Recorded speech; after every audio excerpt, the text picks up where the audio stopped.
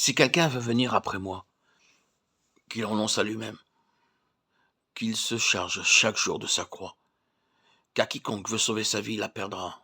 Luc 9, 23, 24.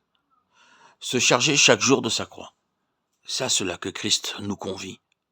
C'est à cela que Paul obéissait, portant toujours en son corps la mort du Seigneur Jésus. Il y a un degré d'union avec Christ qui nous fait pénétrer dans un nouveau domaine où il semble que la croix étende un abîme entre nous et le passé, nous et le monde, où nous expérimentons de façon continue cette conformité à la mort de Christ nécessaire à la manifestation de la vie de résurrection en nous. Se charger quotidiennement de la croix comme nous y exhorte Jésus, être constamment crucifié avec le Christ qui fut obéissant jusqu'à la mort. Perdre sa vie chaque jour pour que le Seigneur puisse communiquer la sienne en échange.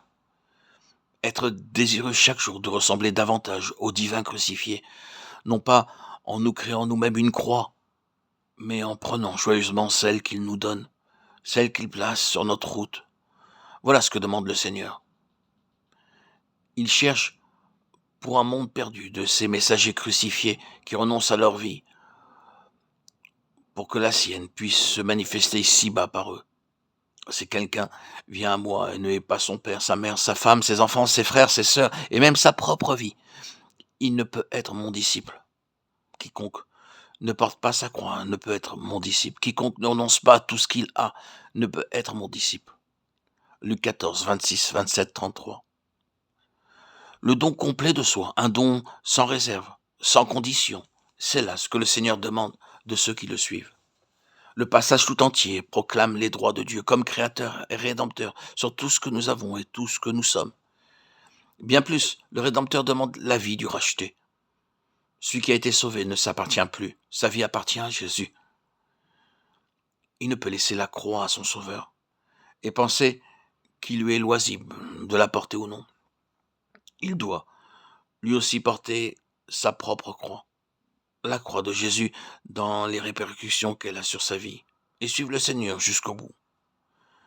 Sur ce chemin, il se trouvera dans des situations où toutes les ressources lui manqueront et où il découvrira sa complète impuissance, de sorte qu'il sera amené à renoncer à tout ce qu'il a, à le considérer comme le néant, même dans la lutte qu'il aura à soutenir contre le redoutable adversaire. Luc 14, 33. Renoncer à tout ce qu'il a. C'est bien là le sommet à atteindre. C'est bien cela qu'il est invité par cette croix au Christ, l'a racheté par son sang précieux. Mais sur ce chemin où le Christ l'appelle, le disciple ne tarde pas à découvrir, lorsqu'il a renoncé à tout ce qu'il a, Marc 10, 29, 30, que le Seigneur le lui rend au centuple dès cette vie, en même temps qu'il lui promet, dans l'âge à venir, la vie éternelle. Marc 10, 29, 30.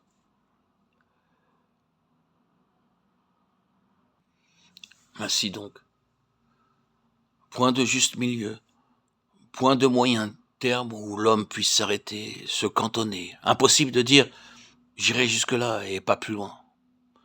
Il faut ou renoncer à nous-mêmes, ou renier celui qui nous a rachetés. Mais si, par l'Esprit, la croix de Jésus nous a été révélée, notre croix s'efface, disparaît dans la sienne, et nous reconnaissons que les souffrances du temps présent ne peuvent être comparées à la gloire qui sera révélée en nous en temps opportun. Enfants de Dieu, l'appel à porter la croix est impératif. Les droits de la croix sont illimités, et sa gloire dépasse ce que nos lèvres peuvent formuler ou nos pensées concevoir. Entendrons-nous cet appel, l'appel du Maître, et renoncerons-nous à tout, même à notre vie, pour le suivre?